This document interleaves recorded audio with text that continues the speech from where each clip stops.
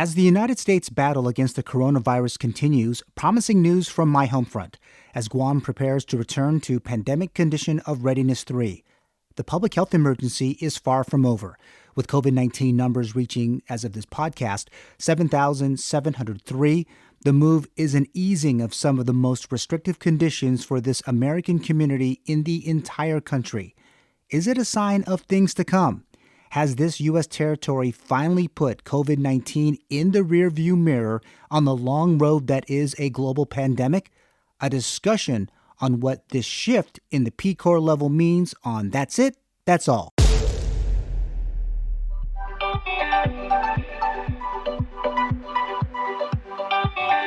You are listening to That's It, That's All with Eulogio Gumataotao. Hafa, this is Eulogio Gumataotao, and you are listening to That's It, That's All.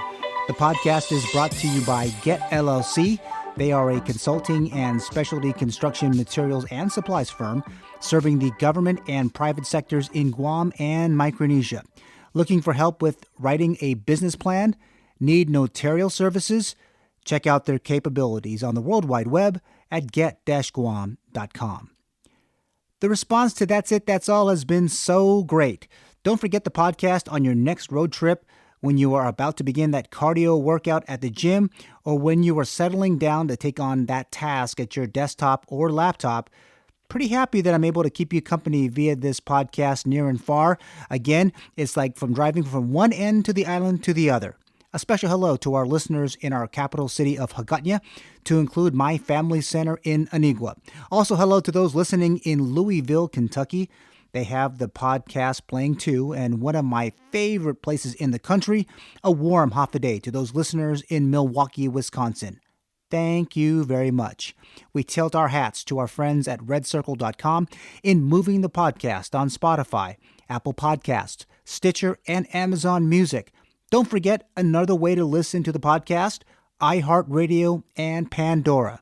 Remember, to subscribe or follow us, click that button to do it right now. The Governor of Guam, Eulogio Gumataotao, on April 30, 2020, signed via executive order a system of readiness, which sets the conditions for the gradual lifting of mandates and restrictions imposed in response to a public health emergency resulting from a pandemic event. The executive action laid out 4 stages of a pandemic condition of readiness, with PCOR 1 as the most urgent and PCOR 4 returning to normal operating conditions.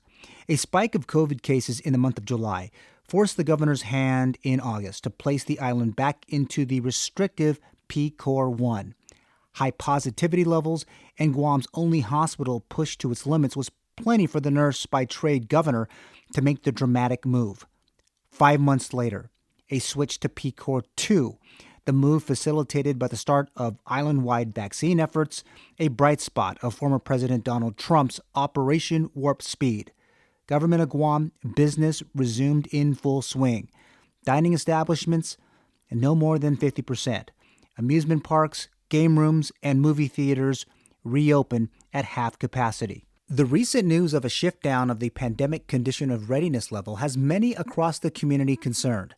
Questions still remain if it is safe to say the pandemic should be referred to as post-pandemic, and is our U.S. territory ready to reopen for business, so to speak?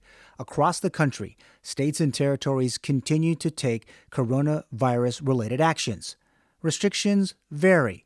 The length of time of the restrictive measures varies with new cases reported each and every day.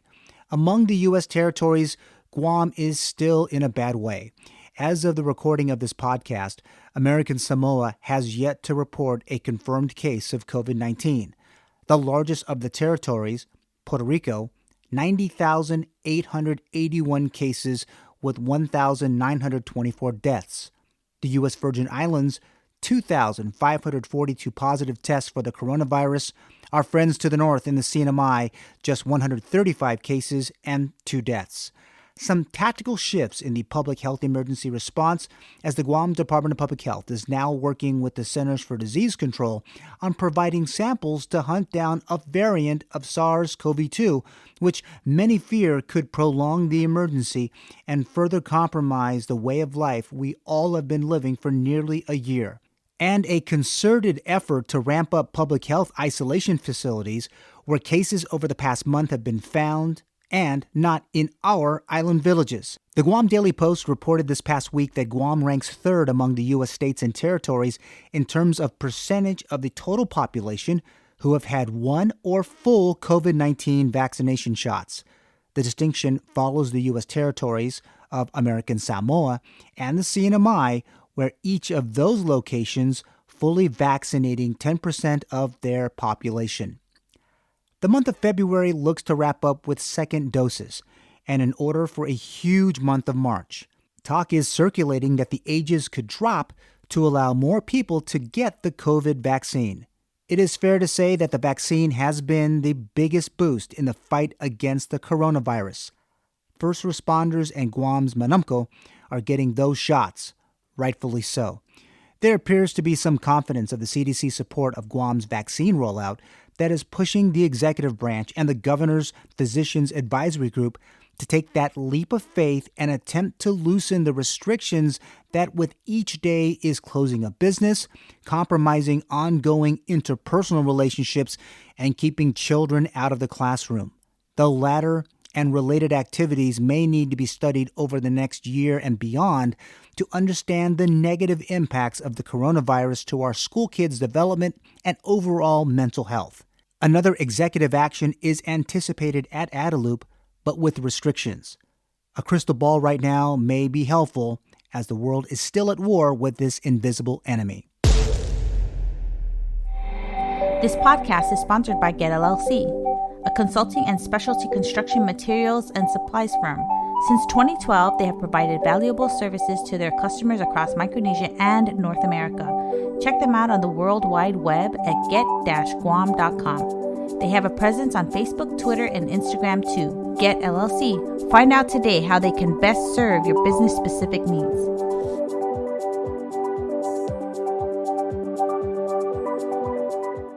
Okay. While the country looks to Chief Medical Advisor to the President, Dr. Anthony Fauci, for the national pandemic next steps, all eyes in Guam are on the collective work of the chairman of Governor Lou Leon Guerrero's Physicians Advisory Group, Dr. Hoa Wen, National Guard State Surgeon and former Lieutenant Governor of Guam, Dr. Mike Cruz, and Chief Medical Officer for the Guam Department of Public Health and Social Services, Dr. Felix Cabrera. For Dr. Fauci, he and the Biden administration's coronavirus task force said it does not agree with states that have begun to loosen restrictions as cases begin to drop from the all-time peak endured over the last month.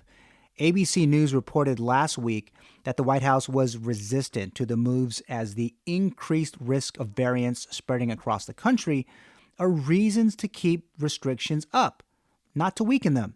States like New York and Massachusetts had recently backed off some stricter restrictions imposed during the winter months, like banning all indoor dining.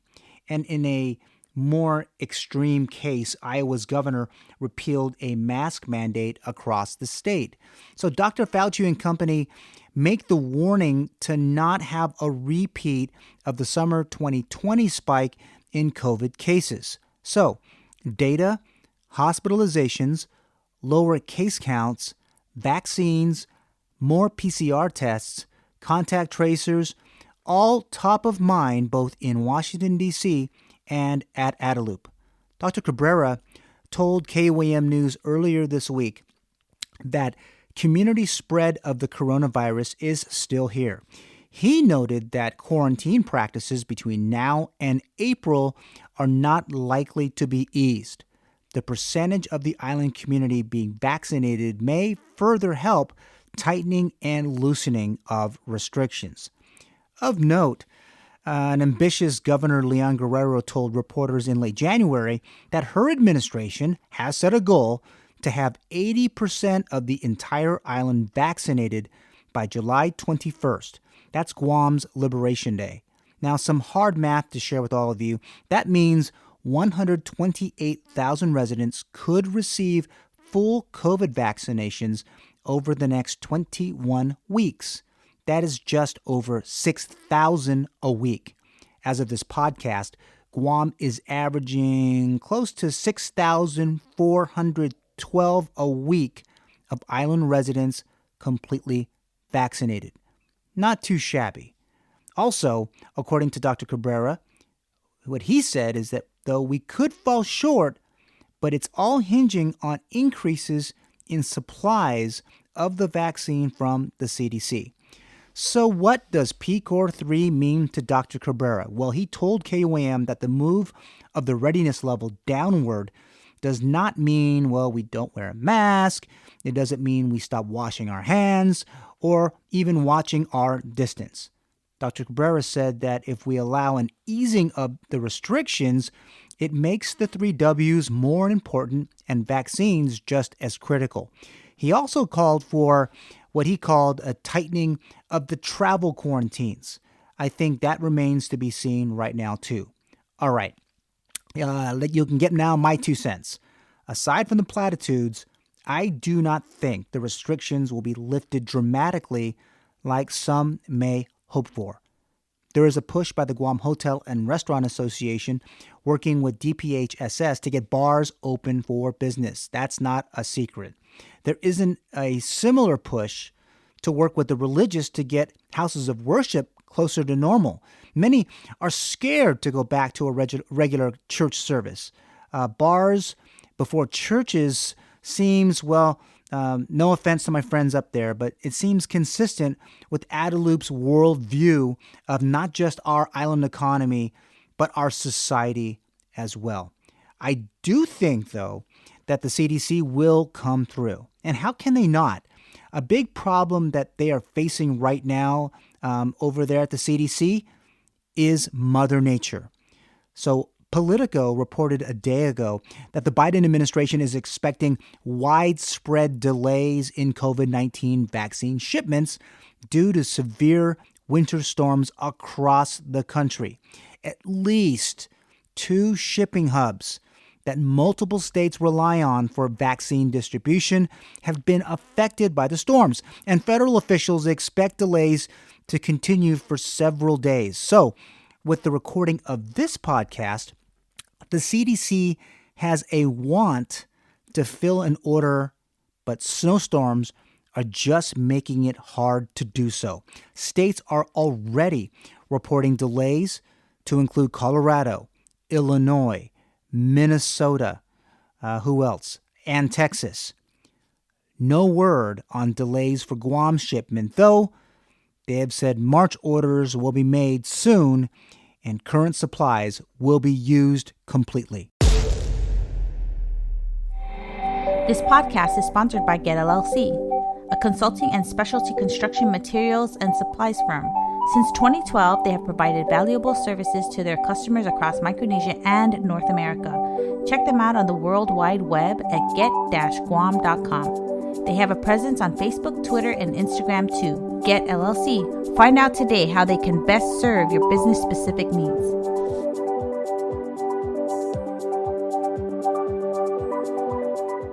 As cases of COVID-19 in Hawaii also head in a downward trend, state officials there in the Aloha State are eyeing plans to lift some restrictions as early as March. Lieutenant Governor Josh Green there says he believes the state could open up inter-island travel without testing in March if cases continue to decline. Research manager of the Public Health Trust in Puerto Rico, Dr. Marcos Casillas, told El Nuevo Dia that Puerto Ricans have to, quote, continue protecting ourselves now more than ever with distancing, the use of masks, and hand washing, adding the urgency that the population continue to be vaccinated and achieve herd immunity at the island level. The Virgin Islands Consortium is reporting that COVID-19's in St. Thomas has doubled.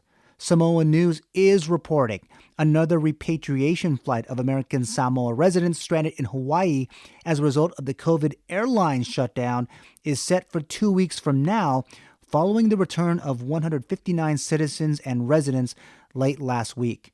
Now, these news stories only scratch the surface of what is happening across the nation as efforts to reopen are slow going, and in some cases, many states are seeing spikes in COVID cases, kind of like what is being seen in the USVI. Let's call it a cautionary tale. Schools here at home are finally opening up a bit. My kids go to one of 3 Catholic high schools on Guam, the last of the 3 to reopen.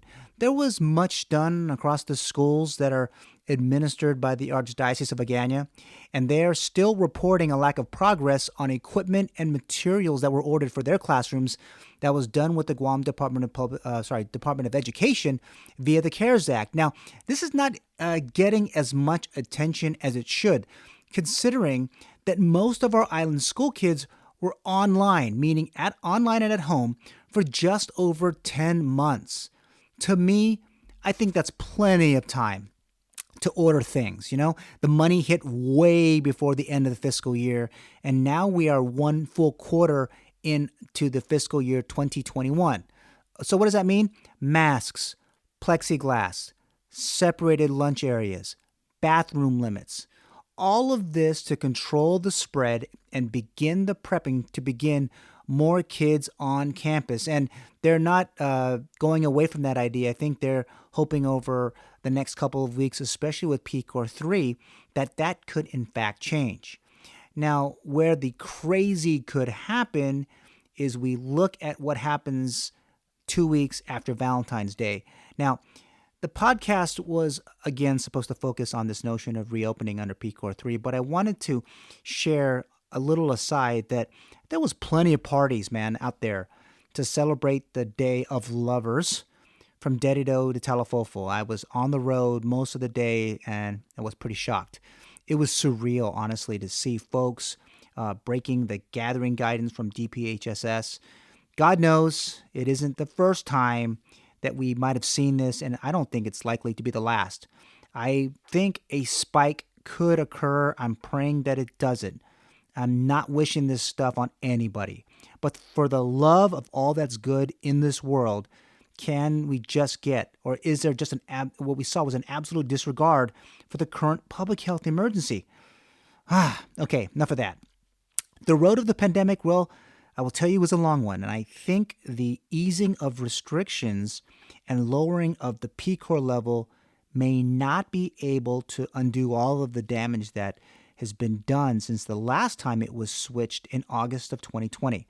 Now, businesses remain shuttered in every single village on Guam. This is despite a Guam Daily Post editorial and a news story on February 12th that noted that while 1,074 business licenses had been canceled, the Guam Department of Revenue and Taxation, they issued 2,544 new business licenses. There has to be a net somewhere, a net something in the original news story and the editorial. Also, movie theaters were the big reopen news that hit several weeks ago. But it all fizzed on word that at least one theater closed its doors for good. That's at the Agana Shopping Center. Not a big deal, as the movie industry is competing with the likes of the Warner Brothers and HBO Maxes of the world, launching plenty of content online versus in the brick and mortar box offices. So kind of an interesting take there. Let me also talk a little bit about our friends in the retail, grocery, and auto and bike sales. Those industries, so retail, grocery, automobiles, and bike sales, motorcycle sales, are doing awesome right now. A friend of mine who owns the local Harley-Davidson says sales of the legendary motorcycle are good, as are parts sales and their service numbers. There can't really be any complaints from my friends at Harley. Also, banks, well, they seem to be crowded a lot lately. Just driving through Agana, the capital city, where there's at least 2-3 banks. Well, local stimulus funds, courtesy of the federal government, and the pandemic unemployment insurance, those are keeping deposits high, keeping the open businesses giving them some much needed love right now. I know mom and pop stores all across the island, in every village, including mine in Talafofo, the 3 that are here. Make that 4 that are here. 1, 2, 3, 4. Yes, they should rejoice. But it's the bars. it seems like they're going to be the wild card here in this entire equation. So 5 months, and we've been closed, and they were blamed, believe it or not, for the summer surge. So that wasn't exactly very helpful to their cause. Even the governor kind of threw them under the bus earlier this week, and she remarked that the bar owners had not even talked with government about reopening. Not a very fair statement nonetheless, but I did hear on the radio this morning that the Guam Hotel and Restaurant Association is working with bar owners because, believe it or not, some bar owners had already given up their plans when they reopened back in the summer.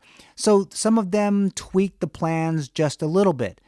But a majority of those who had not turned those plans in are kind of working overtime right now. In fact, when the news hit that they could reopen, the head of the GHRA said, well, they heard it, so they went back to their facilities, probably got to check all the plumbing because a lot of the things weren't working, make sure the power was working, the lights are working, also checking to see if there's anything bad, what they can do, get rid of some of the garbage and the like, and polish it all up to get ready for a grand reopening over the next couple of days.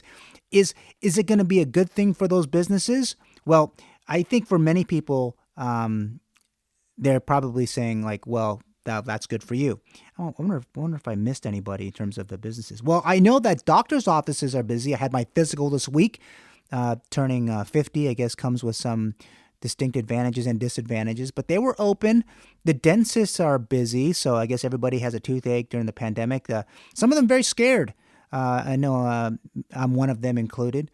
Also, those computer and recreation gear repair shops, they're seeing great numbers in recent months. Now, this has everything to do with everyone being online, everyone now doing business a little differently, especially those recreation gear, those bike shops fixing mountain bikes that are being seen all over the island, people running around and having at least a good time, getting some fresh air and enjoying the entire effort that is out being in the outdoors. Now, PCOR 3 may mean a boost, but not one, I think, that's going to inject so much into an isolated island economy. It's not going to give us that boost to a place that's even familiar in our leanest of times from our number one industry, tourism. I mean, if we look back at the lowest of tourism numbers, just us reopening, I don't think we'll ever go back to that place where we were before. The pandemic will be on Guam and the rest of America for a while. The effects of the pandemic could take our island years to recover. And I believe, guys, that the sign at our island's front door should be not open, but maybe sort of open. Okay? And what else could I say? Maybe it's time to get a new rear view mirror. That's it. That's all. Don't forget to subscribe and follow this podcast. Have a great week, and you can bet we will talk to you soon.